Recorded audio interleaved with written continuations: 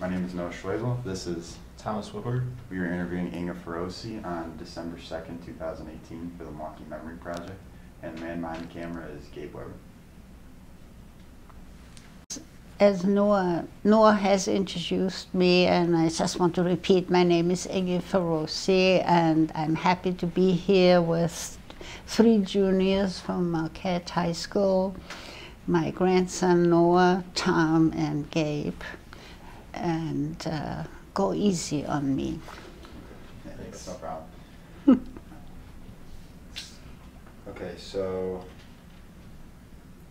we talked about your early life. We asked you a lot of questions about that. Mm-hmm. How in your schooling did you learn how to speak English?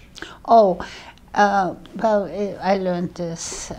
We learn foreign languages. I grew up in Europe, and it's mandatory to take at least 2 foreign languages in secondary school. So that's where I initially learned English. What other language did you learn? French, I forgot that. But English, I also was not fluent in those days. They didn't really know how to teach it. So today, almost everyone speaks at least English in Germany, for instance. But I learned it very quickly. It took me about 3 months when I came here to be able to speak. And my system was like a sponge. It was interesting. Every new word I heard, I internalized it. I was totally geared toward English, and spelling too. So pretty soon, and my husband said I wanted to order some German publications. He wouldn't allow it. It was also more expensive.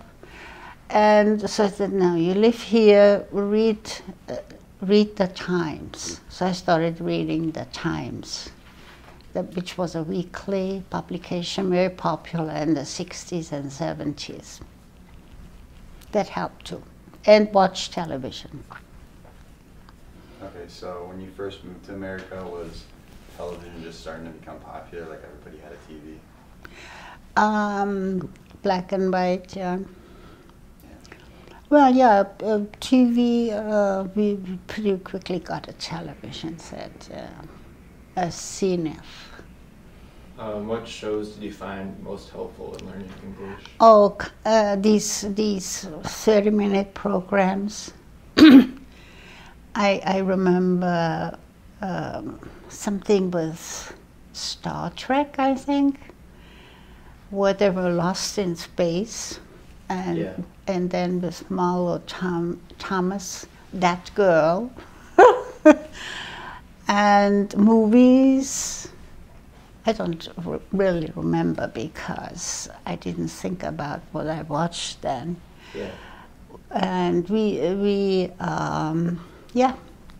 just got confused when the commercials set in, and we didn't know, now what is this? Why are they fighting? And we couldn't follow the story very well. So my husband was not a great help either. And was there television in Germany as well? English. In Germany, we didn't have a television. Okay. So as a child, well, obviously you would just listen to the radio. Yeah, there was no other, there was only radio. And I loved it. You know, you sit there and listen to plays and music, so. And do you remember any specific radio messages about World War II or anything like that? Well, I was born in 1938 and World War II started in 1939, so the first years I wasn't aware of anything. But then I remember my mother waking me up in the middle of the night, like at 2 in the morning, because there was an air raid coming. And we had to go to the cellar. This was specifically built in case the house is bombed. It provided an escape route for us. And I didn't enjoy being transported to the cellar in the middle of the night.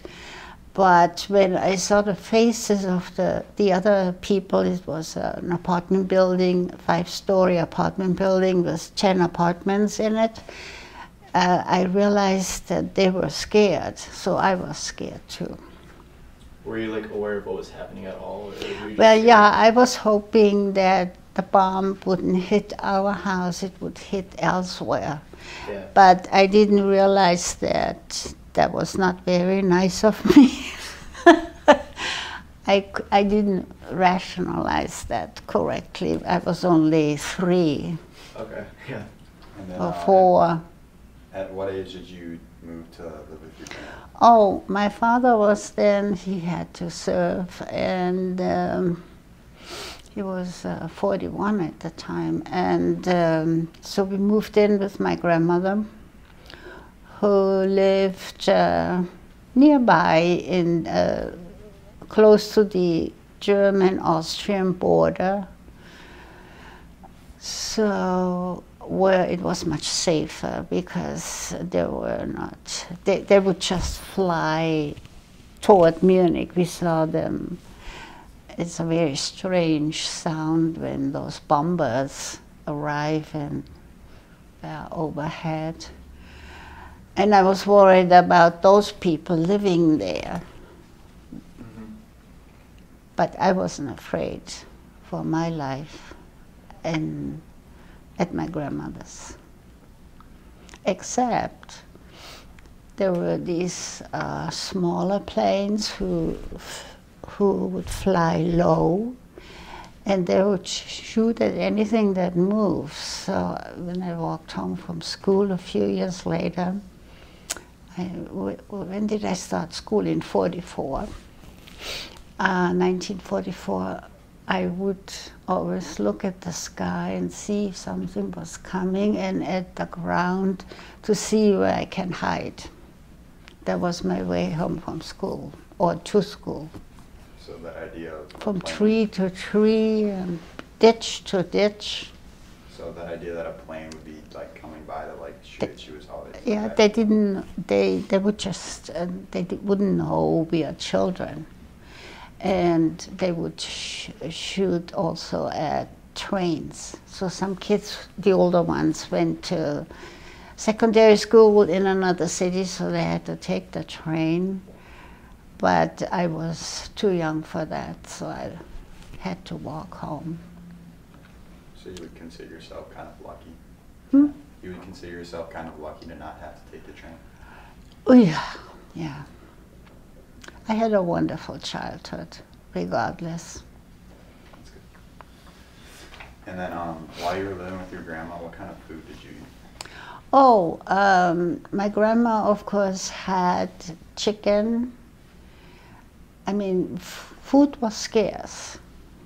And so everybody had a vegetable garden, not a flower garden, vegetable garden, similar to America. With a, I think they called it victory gardens. And in America, and so she had a vegetable garden, so many chickens, so we had eggs, so many rabbits in cages, and every so often she would prepare a rabbit for lunch. Our main meal was at noon, or a chicken. Then she had geese, 3 or 4, and those are strange animals. I was afraid of them because they would bite me in my leg. And then she had fruit trees, so, you know, everybody helped themselves that way. So whatever we had, the food was similar to what people eat here. Okay, and then so what was it kind of like living in post-war Germany? Oh, this was miserable. So I remember my time at my grandmother's place as sunny and blue skies, you know, star-studded sky at night. And then Munich, I remember when we returned in '45, as gray and rainy. There were most buildings were destroyed. We lived in the rubble, you know. Our house still stood, so I didn't appreciate that very much because I liked more the space, you know, and the mountains. Okay, so how long have you lived in Milwaukee, and when did you move here? Oh, I have lived 52 years in Milwaukee. My years coincide with the Super Bowl number, and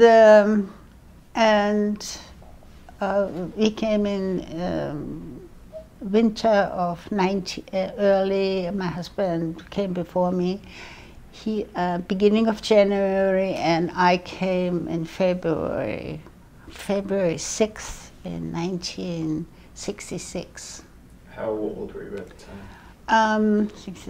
20, almost 28. And we didn't have children. Okay. Who did you move here with? With my husband. Just your husband? Okay. Pardon me? Just your husband? Just him? No one else? Oh yeah, just my husband. Okay. Yeah. Okay. And so you said in the pre-interview that he had to pay your way to get into. Oh, yeah, we couldn't come together because we didn't have a place to stay, and so the president of Aldrich invited him to stay at his house.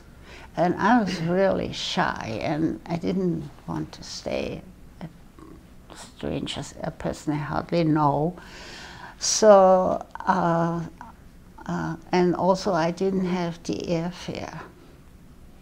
So he sent it to me a month later. And then I came. And how was it trying to communicate with him from Germany to America? There was no communication. I think maybe, no, we didn't. It was so different then. Communication was much more difficult. Today you pick up a phone and you speed dial the number and it sounds as if this person lives down the street. But in those days, phone service was in its infancy. There were cables in the ocean. Mm-hmm. So you always heard the water, that sound water makes. And you had to call the telephone company and then sit around and wait until they connect you. You never knew when that would be. So it wasn't, no, I did not. I don't recall talking to him on the phone. But I must have communicated with him because I told him when I'm coming, but I don't remember this now. What do you remember when you first came to America?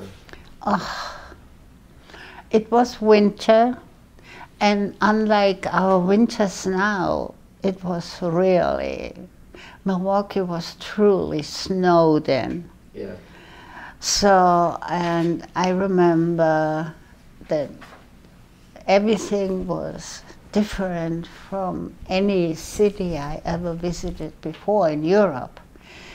It's completely different, and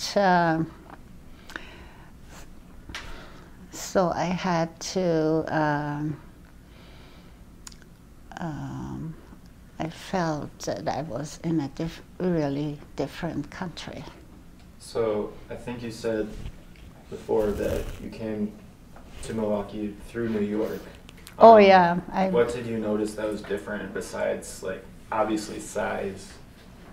Oh well, I think it was. I don't think it was I think it was Kennedy Airport, and I was looking for my connecting flight to Milwaukee. Yeah.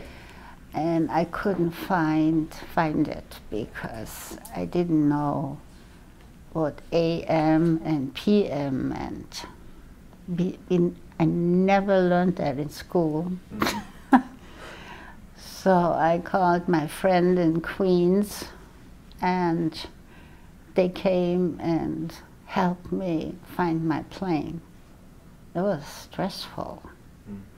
And then my husband picked me up, and a cab driver drove us to our apartment, which was small. And so I was neither here nor there. Later my husband advised me not to criticize Milwaukee. Just tell them you like Milwaukee, he said. It was good advice because I was very outspoken, and this was not a good idea to tell people here that I've seen better places. So, but I don't think about that time much. You know, so much happened since then. Mm-hmm. So 52 years are a long time. Yeah, yeah. Good. Okay, we can take a break now. Can I see what I look? Okay. So Ms. Ferosie, when we left off, we were talking about how when you first moved to Milwaukee, in your first couple weeks here, are there any really prevalent landmarks that you specifically remember? Well, Aldrich Chemical was located around 30th Street and Center. And so my husband, who, as I said, came earlier, did rent an apartment on 28th Street and North Avenue. When I drive by that area today, I don't recognize it. These old houses are all gone, and new constructions are there, and businesses. But it was not a very nice, it was old, you know, everything was old there. So I'm glad it's all gone. And what was the question? Are there any landmarks that you specifically remember? Oh, landmarks. Well, at first we went to the boat show, which is always, I think, at the end of in February. And in the middle of winter. And then we had friends from the chemical company who were also from Germany. So they befriended us and showed us around, and I was anxious to see Lake Michigan. Mm-hmm. So I took the bus from 28th and North Avenue all the way to the water tower, I think, around that area, and walked the rest downhill, where Collectivo Coffee is now. Yeah. Lafayette Hill. And at least 5 cars stopped offering me a ride, but I was fine walking. So because I was so anxious to see Lake Michigan, I of course knew about Lake Michigan. I wanted to see it, and then there were other landmarks that were shown to us, like the Greek Orthodox Church, and Frank Lloyd Wright was big in our conversation, so we saw some of his buildings, and the domes, and Lake Park, and sometimes it was so hot in summer, we just went to Lake Park and would swim there to cool off. We didn't have air conditioning initially. I think today it's just much warmer and everybody needs air conditioning now. It's otherwise intolerable. So, well, and then pretty soon I started working at Aldrich myself. So, little by little, I knew the shopping centers and, get to know the city. I took the bus again and to 3rd Street from North Avenue and walked all the way to Wisconsin Avenue because I didn't know what to do, And there I bought an entire china set. It was in a big box. So I carried it back on what is now Martin Luther King Drive. It was, I think, 3rd Street or Walnut or what, no, 3rd Street, until I found the bus on North Avenue. Those were the days because I didn't have a car. Okay, and I couldn't even drive. Where did you live for those first few months? On 2800 North Avenue. And as I said, this area is now totally changed. And then we moved to Shorewood. Okay. We lived for maybe 2 years there on Wilson Drive, nice apartment. And then we moved to Bayside, where we lived for 20 years. And then my husband was not feeling well and he had several surgeries, etc. And our neighbors were very loud. They had parties at night. And our bedroom was directly facing their backyard, or side yard. So we moved to River Hills, and I lived there for 7 years. My husband died a year later after we moved. And now I live at St. John's on the Lake. That's independent living. And then you talked about having used public transportation. Was it confusing trying to figure that out? No, never. I could never figure it out. Eventually, I learned how to drive. We had a '65 Mustang. We got it in '66. It was a year old for $2,000.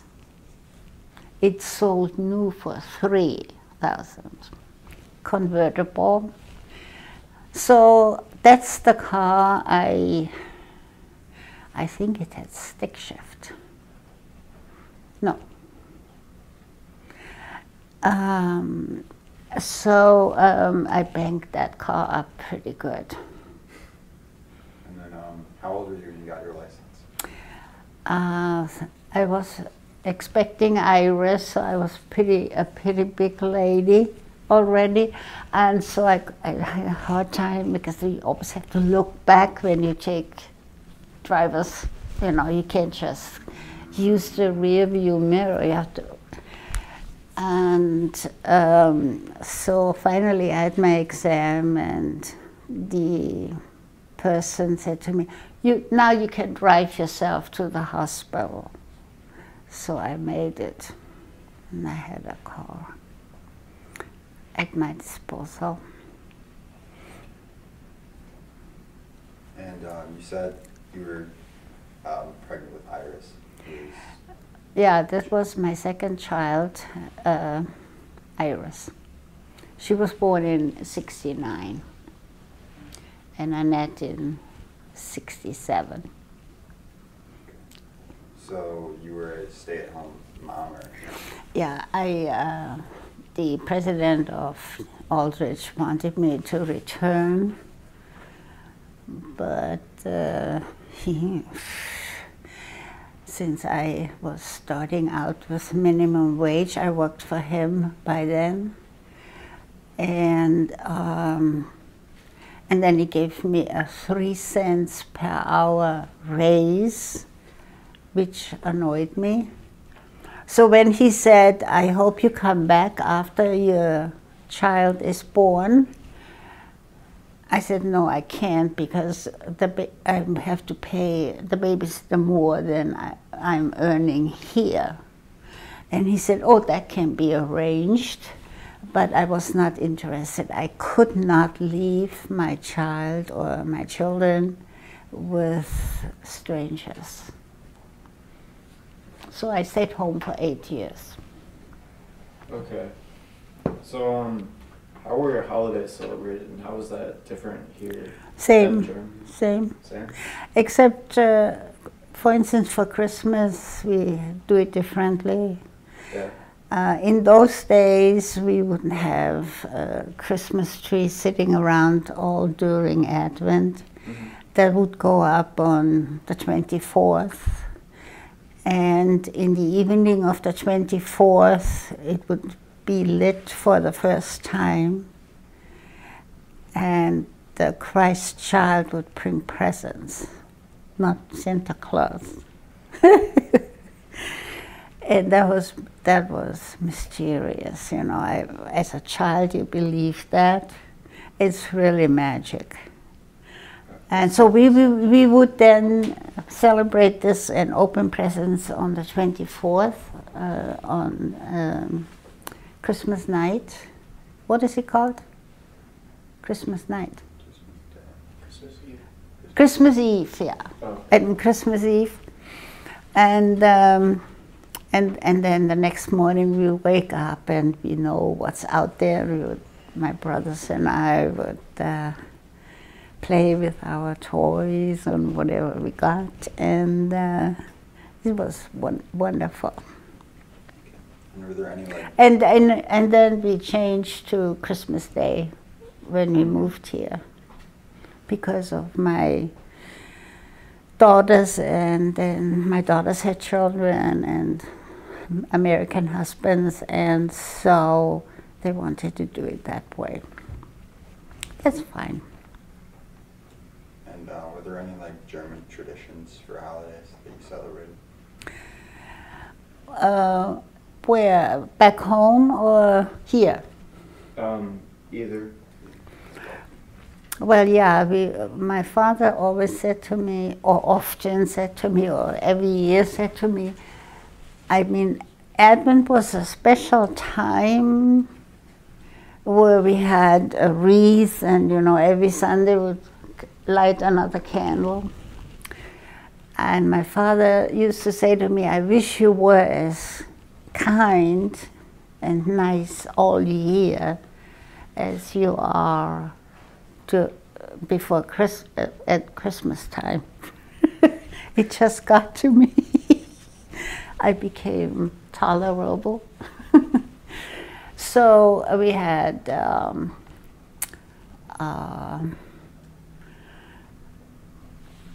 you know, some wreaths and some greenery, and then we had our Christmas tree, which we couldn't see. The room was locked, and it had real candles. They're about that big, and sparklers, which we use on 4th of July or New Year's Eve. So the whole thing was lit and sparkling as we opened the door, and that's pretty magic for children. And then we would sing a song, Silent Night, Holy Night. And then we could open our presents. And then we had a traditional dinner. Christmas Eve, you eat fish, something with fish or something not too rich. And there was a so-called Polish salad with red beets in it and potatoes and apples, and that was my father's tradition and became our family tradition. And it went its way because my children did not like, my husband didn't like the Polish salad. I love it. And so we have now in America, when we get together for Christmas Eve, fondue, beef fondue. Isn't that true? Yeah. That's what we have. And this year we will spend it in Chicago. And so we're talking about all these German traditions. Was there any, like, were you treated any differently because you were a foreigner? In America, Yeah. in Milwaukee, never. Never, not once. People were very nice, and a lot of the older folks spoke German because before World War II they grew up bilingual. But this, of course, with those 2 world wars, I think that is no longer the case. But never. I was aware of things, you know, in terms of housing, who can live where, and I was wondering why we could just live any place we wanted, and other Americans were so because there were petitions to be signed for fair housing in Sherwood. I signed it. And I couldn't understand that, because what have we done for America? And we can live any place, and a segment of our society cannot. It improved a little, but the other segment of our society, I don't think, wants to live with us. They want to live away from us. Did you notice like any specific acts of like hate towards minorities like around you Yeah. at that point in time? That was well, in 60, was it in 67 when we had the race riots in Milwaukee? Mm-hmm. And I thought this was a regular war scene. The military was coming down Wilson Drive where we lived, and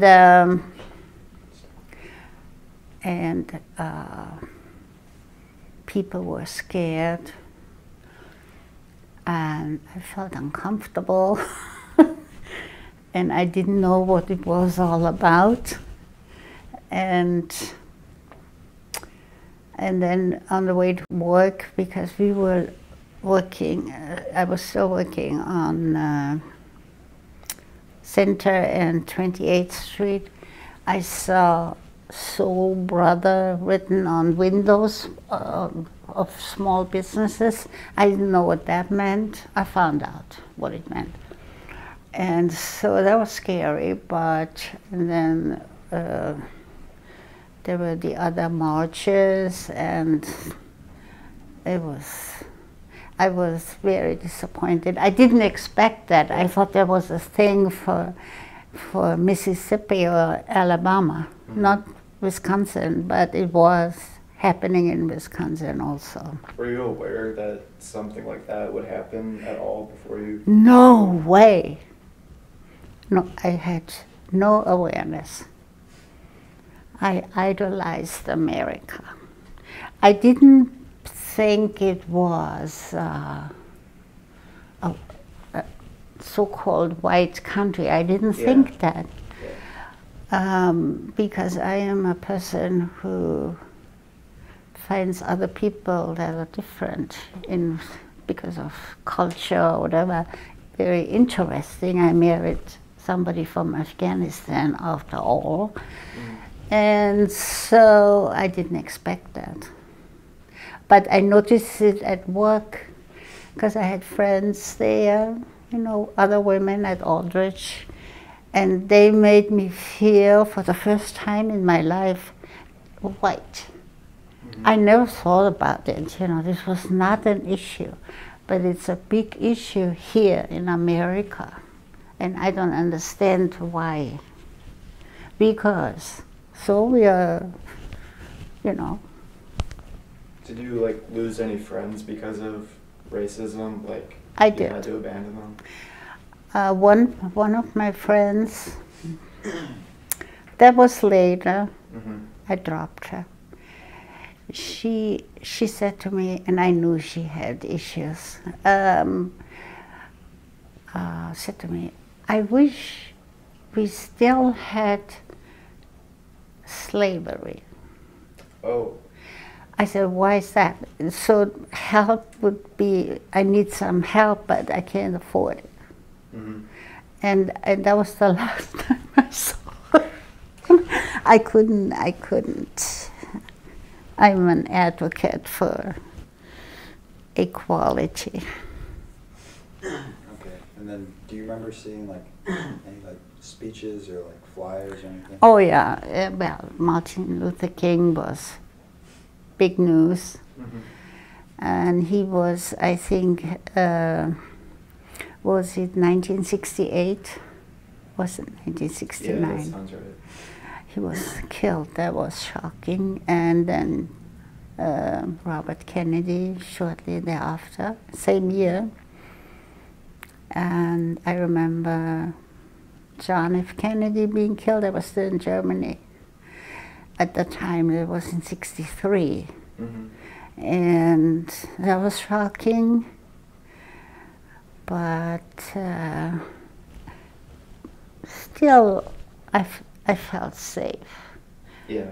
We then bought a house in Shorewood for $18,500, a 2-bedroom, 1 bathroom upstairs, and we never locked the door.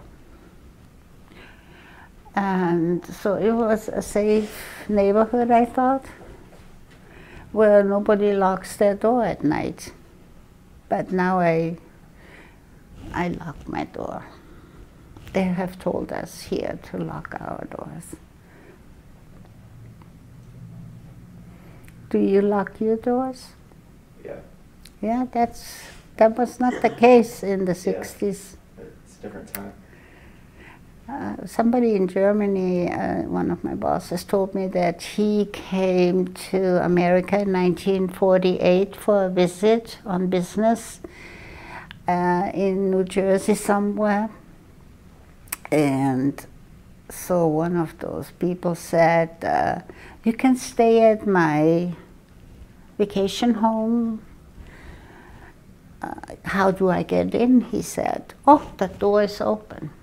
No one was there, and the door was not. And he said, you know, in '48, that was a bad time in Germany. And so he goes there, and the refrigerator was full with food. That was another thing. But I'm drifting away. Did you notice, like, any major, like, more crime in America or less crime in America compared to Germany? Oh yeah. What? It's all good. You can keep going.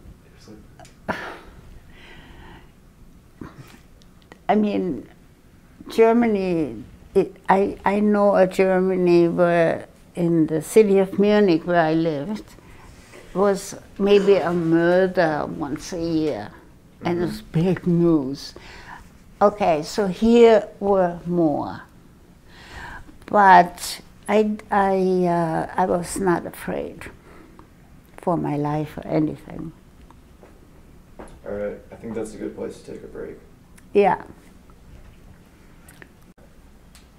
Okay, Ms. Ferosie, when we left off, we were talking about crime in the U.S. and how it compares to crime in Berlin. Well, I think that America is the leader in crime Yeah. because of the availability of Guns. and automatic weapons, Yeah. where you can shoot 16 people in a minute, and you don't have to even aim it, and you hit someone. So, and all these incidents we had, the one in Stony Hill at school, where this young fella, he was about your age, shot little gardeners. That was in Connecticut. I think that's Several Sandy years. Hook. Sandy Hook, yeah. Sandy Hook. I have difficulty remembering Yeah, names because I'm 80 years old. Yeah, and there's too many of them. But and you read it in the paper. You can. I subscribe to the New York Times, and they had the other day a comparison to other countries, and our death rate from crime is way above any chart compared to other countries. We have two, and then now we also have a large number of young people, or maybe not even only young people, dying of overdoses, opiates. They said this was about 60,000 last year, or 16 or 17. Yeah, I'm not sure. I mean, this is a staggering number. Yeah. And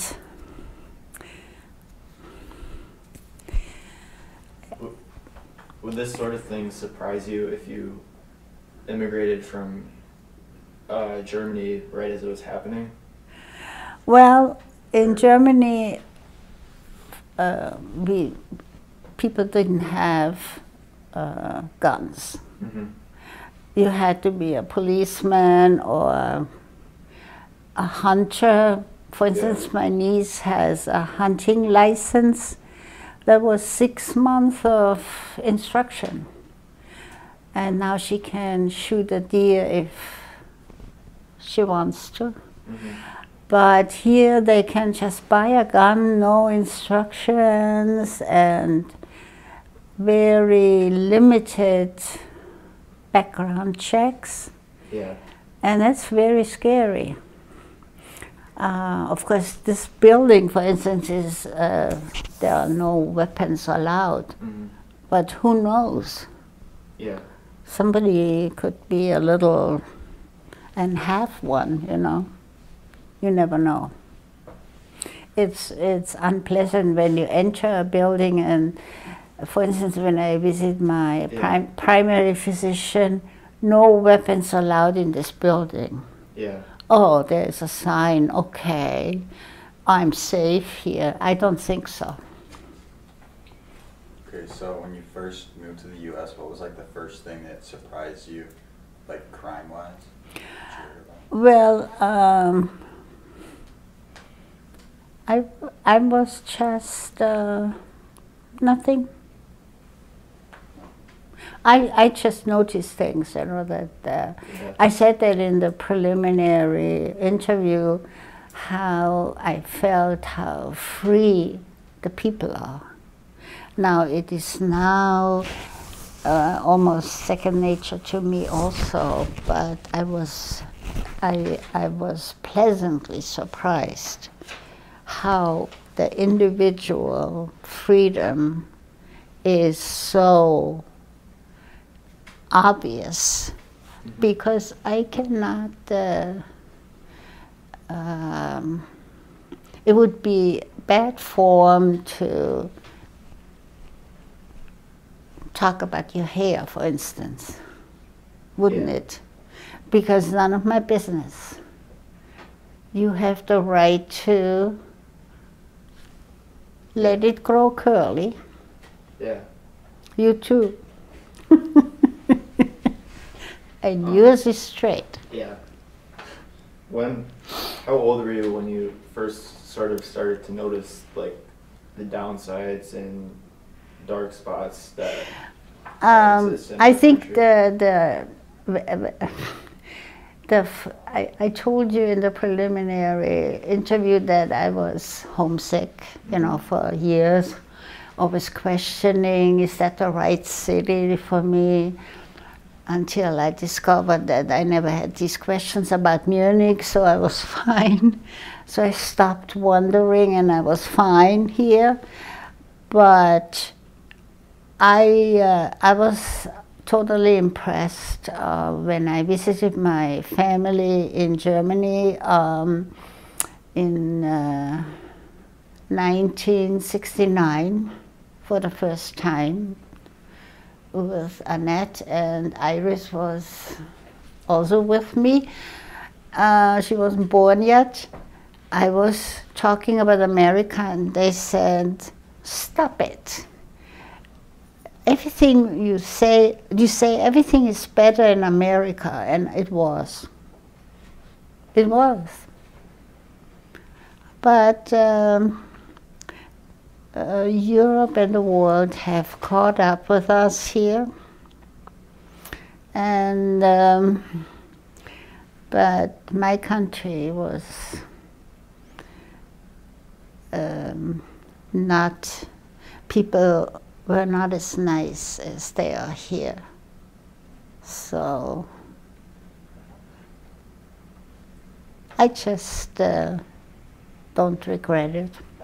So could we talk about the process of you becoming a U.S. citizen and what the steps that led up to that? That took a while. First my father was alive and I didn't want to become a U.S. citizen because of him. You know, it was a little old-fashioned. And it's bad enough that I moved here. Now I am giving up my citizenship. So I became a U.S. citizen in 1994. That was the year my husband died. And and he was pretty much very sick in 1993, and so I thought I should apply for citizenship. But it took until September of 1994 when I became a citizen, and then I acquired the American flag and hung it upside down. My friend came over and said, Ingrid, the flag is hanging upside. You know, the stars were down here and the stripes were on top. So it took me a while. But the only thing I did was I wanted to vote also, and I took over the business, and I thought it's better if I'm a citizen. And I had no problems, except I couldn't remember President Bush's vice president. Yeah. The one who spelled potato wrong. HW or W? The 41. Oh, the one who died. Father. He had this young blonde, strange, and what was his name? George H.W. Bush. No, I mean the vice president. Vice president. I don't know. Maybe we'll look that up then. See, I don't remember. I just always block him out, so I didn't know his name. So while we're on the topic of politics, so were there any like specific elections that you remember participating in, either for Milwaukee or for like? Well, I could not vote since I was not a citizen. So my first election was the second term of President Clinton. And and I was always voting in the presidential elections and in the primaries. This year I missed the primary because I was in the hospital. And I'm mostly a Democrat, leaning toward Democrats. And are there any Milwaukee, like for mayor, are there any Milwaukee elections you might have participated in? Well, I was not living in Milwaukee. I just am new to Milwaukee. I was living in the suburbs, various suburbs, Shorewood, River Hills, Bayside. So we did not participate in Milwaukee elections. So you had no knowledge of Milwaukee mayors or anything like that? Oh yeah, I knew them. I mean, Norquist, Mayor Meyer was the mayor when I first came. That confused me also. I said, why do they call him Mayor Meyer? I didn't know it was his last name, you know. Okay. I thought they called him Mayor Meyer. Like potato. Yeah. So strange. You have to learn so much when you move to a different country. Yeah. But So like on that topic, did you go to Summerfest at all? yeah, my husband and I, when it first started, it was rather simple. Yeah. We saw Sammy Davis Jr. And we were sitting on the lawn. It was a small stage. And my husband, I think I said that already. My husband said, can you smell it? I said, what? And everybody was smoking pot. And so somebody said to me, how did he know? I don't know, he was a chemist. Maybe that's why he knew. Not because he smoked it. Yeah. But I didn't smell anything. Did you ever go back? Yeah, when I had children, Mm-hmm. every year we went. And so the strange thing is in Milwaukee, especially near the lake, it can be brutally hot and 5 minutes later it's so cold. That happened to us several times, but we had to go home and get some warm clothes. Who were some of your favorite performances? I did never, I just, Just watch. that was the only one, Sammy Davis Jr. Okay. And do you remember ever going to like Eagles Ballroom or anything like that? No. My husband was not very, He didn't get out much. interested in doing things like that.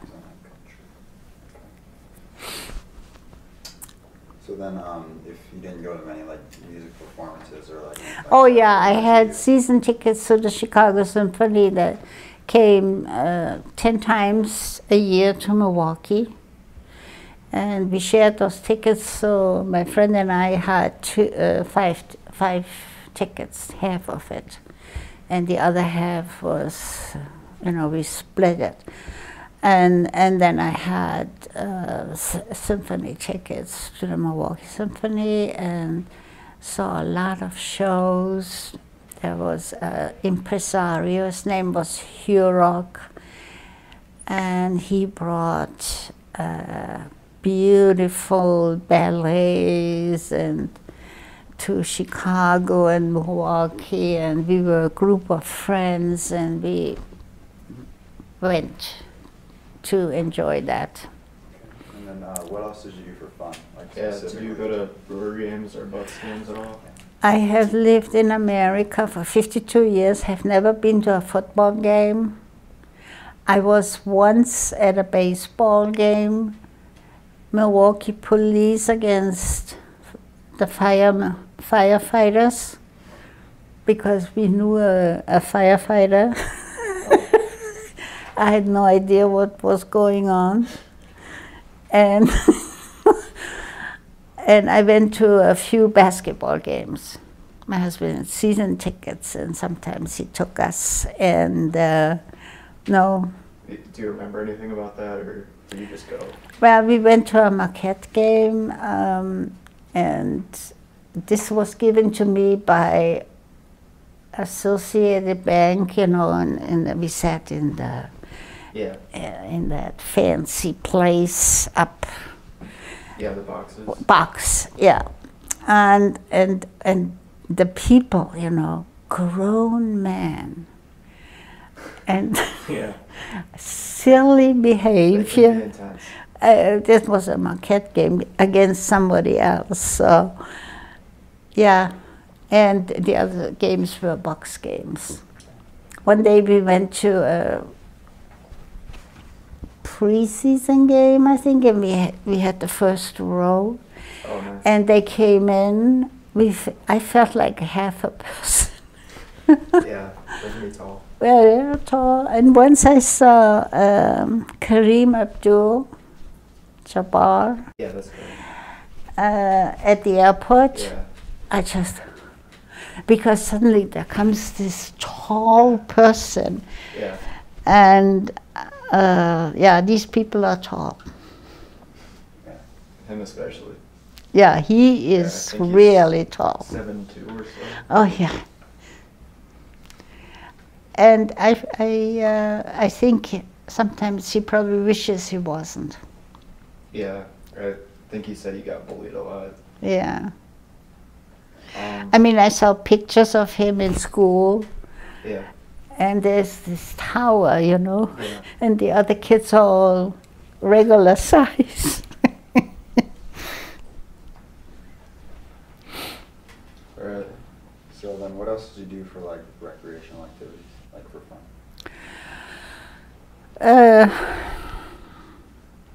Right now? Or just when you first moved to Milwaukee? Right? Oh, when I first moved to Milwaukee, I played tennis. And yeah, I played tennis. Do you have any good tennis stories? Hmm? Do you have any good tennis stories? No. I just thought I'd ask. No, I was never very good. And now I'm living in this place where we have a pool. Mm-hmm. So 4 times a week I exercise in the pool. It's called aerobic exercises. Yeah. And then we have a gym. Mm-hmm. So I work out on these machines, the bike and the foot press and other things. And where did you work out and like play tennis for those first 30 years oh, or so? so we first played in Bayside at the municipal court, you know, for free. And then I joined with my friend the racket club in off Silver Spring. What is it called? North Shore or something? Yeah. Oh no, that's in Mequon. Yeah. The other one is called something starts with an E. Elite. Elite, yeah. Yeah, I belong to Elite. Yeah. We played there, and then at the North Shore, I think, in Mequon. In winter. In summer, we played at municipal courts. This is good from the mic. Oh. Yeah. Okay. So, Yeah, it sounds good. Sorry. Okay. Anyway, I am happy to live here, and this is my home now, and I have no regrets. Thank you, guys. Yeah. Okay, so Ms. Ferosie, when we left off, we were talking about the recreational activities that you participated in while you're in Milwaukee. So I just wanted to ask you, did you ever go to any beer gardens in Milwaukee? It's funny that you bring this up because I love beer gardens, of course. I come from beer garden headquarters originally, but this is a newer thing in Milwaukee. In those days, we didn't have beer gardens when we first came. So no beer gardens. So then, They used to have beer gardens. That's what I understand. mm-hmm. But for some reason, because of World War II. wasps and whatever, yellow jackets and all that, they stopped having them, and now we have these nice beer gardens again. Yeah, it was also because of like World War II. They had them before, and then they got rid of them. Oh, the World War II? Yeah. Ah, Yeah, I think they just built a new one. that in terrible Boston. war. Yeah. So then, what did you do for like gatherings instead of that? Oh, we had dinner parties, or, there was a couple of couples we knew, and other people, and they knew people, and we knew people. So every year we had a New Year's Eve party at our house, and then we went to their house for Thanksgiving, and we actually didn't go, and we actually did not meet at restaurants. We always cooked our own meals. That's how I remember it. So, how did you get to meet your first few friends when you came to America? Okay, my husband was an avid bridge player, so he had his friends from that. And then he bought a sitar from a Pakistani student, and then he needed a teacher. And that opened a whole new life for us, because she was from Calcutta, husband too, and lovely lady, and she had a lot of friends. She at that time worked at Goodwill Industries, and her husband was a PhD at Allen Bradley. They had 2 daughters, very intelligent and beautiful, and Ira, that was her name, was also very beautiful. My husband had a big crush on her. But we Ira and I survived it. She was not interested in my husband, but we all knew that he had a big crush on her. So we had a lot of friends from India, and Americans, and Norway, these were neighbors. So we had an active social life. Mm-hmm. And then I had friends, and they were all associated with the university, either as students or teachers there, instructors. Which university? UWM. Okay. And so these were Europeans. One was from, what is Ceylon called now? I'm not sure. Oh, come on. What is what? That island on the other side of India. Bangladesh. See, I lose words. Tomorrow I will remember it. Sri Lanka? Sri Lanka, yes. She was from Sri Lanka, completely modern, and she wore pants and no sari ever. But these people then, once they were finished with school, they left, so I lost a lot of friends that way. And also the instructors were not permanent, so. But they had little children like I did, so we met as moms, with our babies. And then we had the other group of friends, and I had one best friend for nearly 40 years. She passed away in 2016, but Was that Vera? Vera, yeah. And so that helped. You know, you need friends in life. Yeah. And you were saying that you you made like home cooked meals. Is that usually just like American food, or was that like German Well, in style? our case, we cooked rice, you know, and lamb, Afghan food. So that was our specialty. Everybody loved it, and I loved it too. And I gained a lot of weight because I ate too much.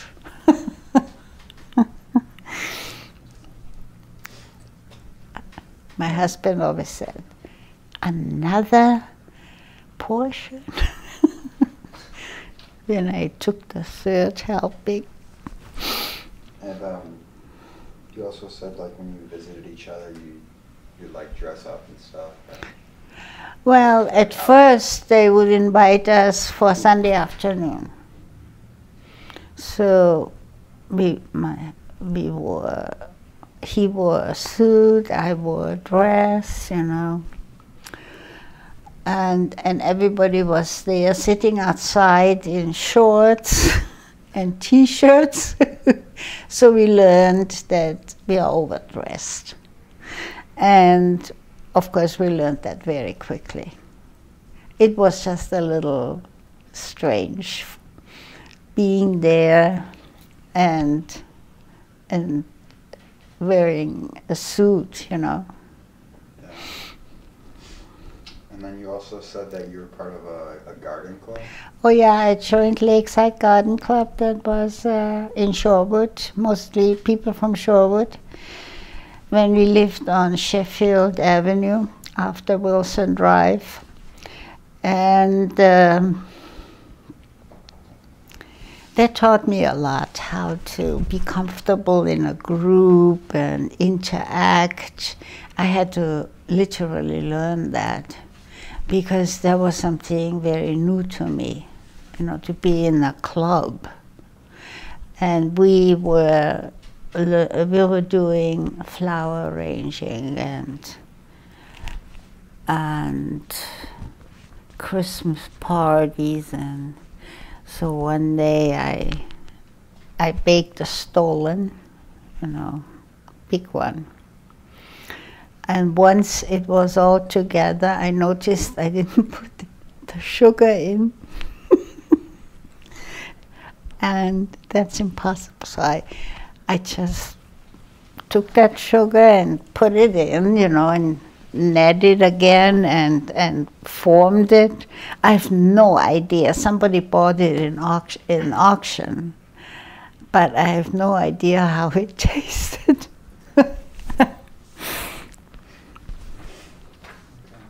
So you would say that the garden club was crucial to you, like developing social? Yeah, yeah. Gave me confidence in social settings. I was very shy at first, but now you won't notice any shyness in me. No more. Okay. So what did you notice about the dynamics of the neighborhoods that you lived in? Well, they were different. In Shorewood, people were neighborly.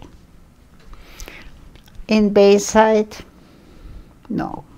River Hills, no. And so we actually lived in Bayside for 20 years, and we didn't have any friends in the neighborhood. Everybody was to themselves. And we had our own friends, so, but Shorewood was different. People were talking to each other, becoming friends, and so forth. And we had friends in the neighborhood in Shorewood, but not in Bayside or River Hills.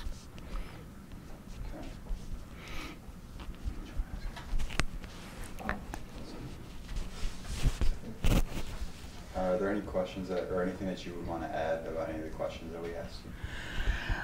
Well, as I said, I've lived here for 52 years, and this is my home. And I'm very comfortable. I was lucky to have a husband that was a good husband, and I have lovely daughters and 5 grandchildren. And so I'm a lucky person. And I thank you for the interview, the opportunity for the interview. Is there anything that you would like to add that you wish we would have asked you? Not really. No? Great. I'm sorry. I find it hard to talk about myself, you know. I find that very hard. No, you did. I just do it because of you. You remember. You did great. Yeah.